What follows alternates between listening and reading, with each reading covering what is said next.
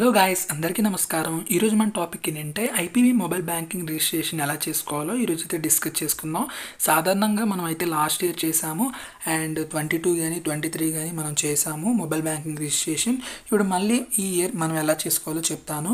And guys, మనం చేసుకోవాలంటే మన పోస్టల్ పేమెంట్ బ్యాంక్ అకౌంట్కి మొబైల్ నెంబర్ అనేది లింక్ అయి ఉండాలి.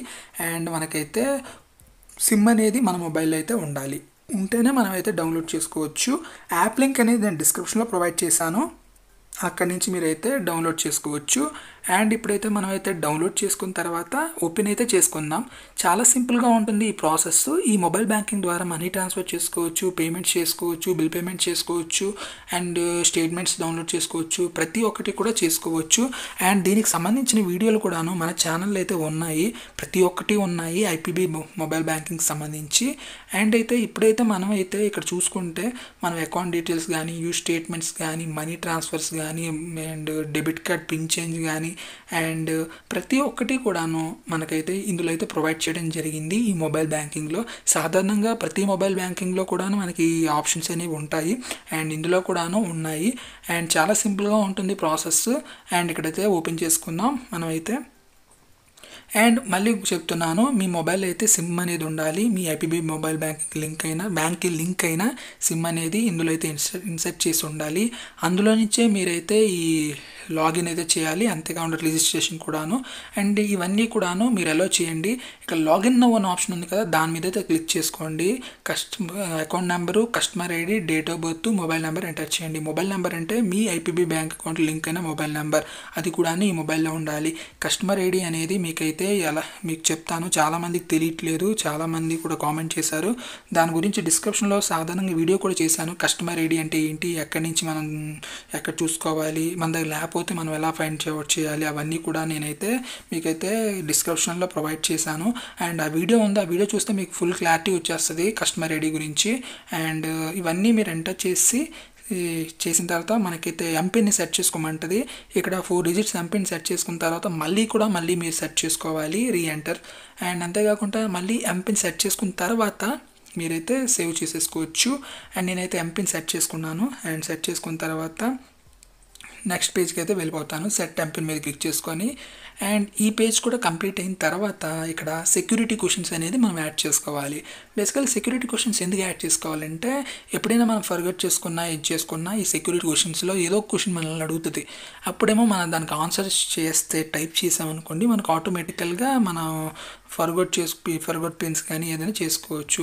ఇక్కడ what is the place of your birth, what is the first school that you have, and what is the name of your favourite friend, what is the name of your favourite teacher, ఇవన్నీ ఉన్నాయి. ఇవన్నీ మీరైతే చూసుకొని మీరు answers ఇచ్చేసేయండి. And అంతేకాకుండా మీరు ఇచ్చిన ఆన్సర్స్ కూడా ఒకసారి చూసుకోండి, ఎందుకంటే మళ్ళీ ఎప్పుడైనా మిమ్మల్ని అడగొచ్చు. అండ్ ఇక్కడ అథెంటికేట్ విత్ ఓటీపీ గురించి గుర్తుపెట్టుకోండి. నేను చెప్పాను కదా, ఓటీపీ అనేది మనం ఎంటర్ చేయడం కావదు, ఆటోమేటికల్గా ఆటో ఫిల్ అయిపోద్ది. మీ మొబైల్లో సిమ్ ఉంటే ఆటోమేటికల్గా అయిపోతుంది. ఇన్ కేస్ ఏదైనా ప్రాబ్లమ్స్ ఉంటే యాప్ మేనేజ్మెంట్లోకి వెళ్ళేసి ఆల్ పర్మిషన్స్ అనేవి అలో చేసేయండి. రీసెంట్గా వీడియో కూడా చేశాను, ఆ వీడియో చూస్తే మీకు ఓటీపీ ఏదైనా ప్రాబ్లమ్స్ వచ్చిందనుకోండి, ఆ వీడియో చూస్తే మీకు అయితే ఆటోమేటిక్ అయిపోద్ది. రిజిస్ట్రేషన్ అనేది మనం సక్సెస్ఫుల్ చేసేసుకున్నాము. అండ్ ఇప్పుడు మనం లాగిన్ మీద క్లిక్ చేసుకుందాము. అండ్ లాగిన్ మీద క్లిక్ చేసుకున్న తర్వాత మనం సెట్ చేసుకున్న ఎంపిన్ అనేది ఎంటర్ చేయాలి. ఎంపిన్ అనేది ఎంటర్ చేసిన తర్వాత మనకి నెక్స్ట్ పేజ్కి అయితే తీసుకెళ్ళడం జరుగుతుంది. అండ్ చాలా సింపుల్గా ఉంటుంది. ఇక్కడ నుంచి మనకైతే చాలా ఆప్షన్స్ అనేది కనపడడం జరుగుతుంది. మనీ కానీ, అండ్ బ్యాలెన్స్ చెకింగ్ కానీ, పేమెంట్స్ కానీ అన్నీ కూడాను మనం సెట్ చేసుకున్న ఎంపిన్ అనేది ఇక్కడ ఎంటర్ చేద్దాం.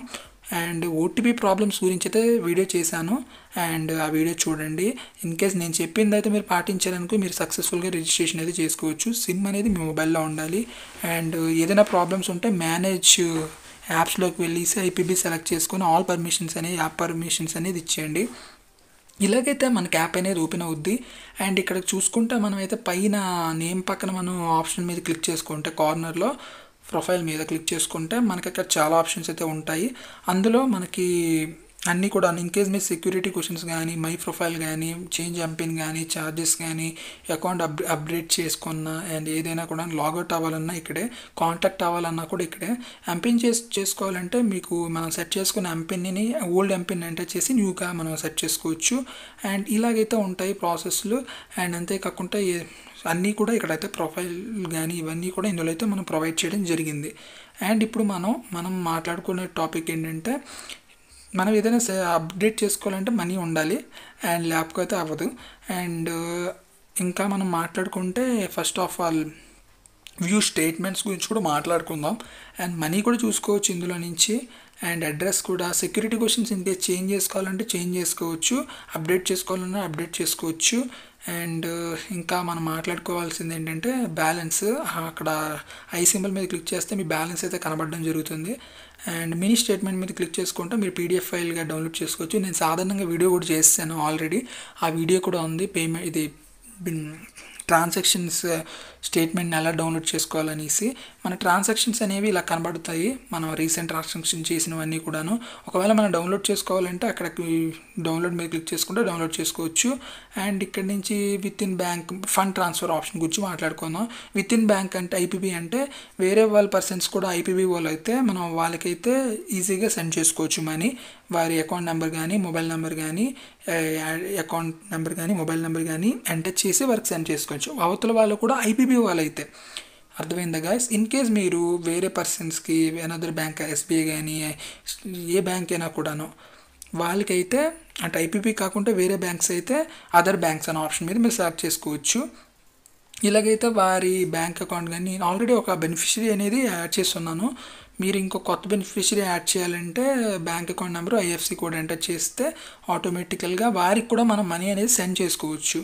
అండ్ యూపీఐ సర్వీసెస్ కూడా ఆప్షన్ అనేది మనకు ఉన్నాయి. మనం యూపీఐ యూజ్ చేసుకొని కూడా మనం మనీ సెండ్ చేసుకోవచ్చు.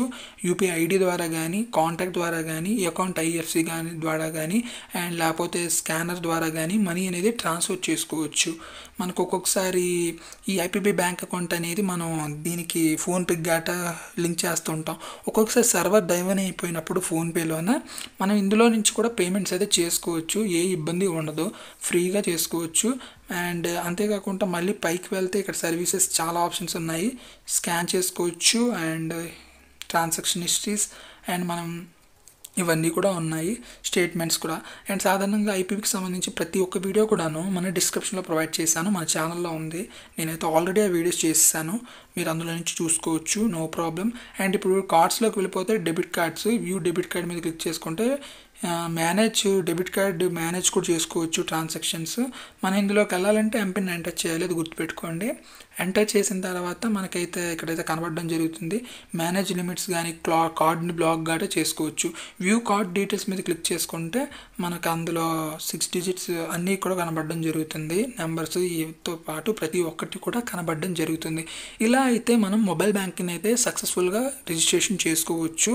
అండ్ ఇన్ కేస్ మీకు ఏదైనా ప్రాబ్లం వచ్చిందనుకో యాప్ నుంచి అయినా కూడా దేని నుంచి అయినా కూడాను ఇప్పుడు ట్రాన్సాక్షన్లోకి వెళ్ళిపోయి వ్యూ పాస్బుక్ అండ్ డౌన్లోడ్ అని ఉంది. ఇక్కడ స్టేట్మెంట్స్ అయితే డౌన్లోడ్ చేసుకోవచ్చు పాస్బుక్ మీద క్లిక్ చేసుకొని. అండ్ ఇక్కడ చాలా ఆప్షన్స్ అయితే ఉంటాయి. లాస్ట్ 30 days కానీ ఏదైనా పీడిఎఫ్ మీద క్లిక్ చేసుకుంటే ఆటోమేటిక్గా మీరు డౌన్లోడ్ చేసుకోవచ్చు స్టేట్మెంట్స్. అండ్ ఇలా అయితే చాలా సింపుల్గా మనమైతే ఈ ఐపీబీ మొబైల్ బ్యాంకింగ్ అనేది రిజిస్ట్రేషన్ చేసుకోవచ్చు. గైస్, ఈ వీడియో కానీ మీకు నచ్చినట్టయితే ఒక లైక్ చేయండి, మన ఛానల్ని అయితే సబ్స్క్రైబ్ చేసుకోండి. ఏదైనా డౌట్ ఉంటే కామెంట్ చేయండి, నేనైతే రిప్లై ఇస్తాను. And thank you guys.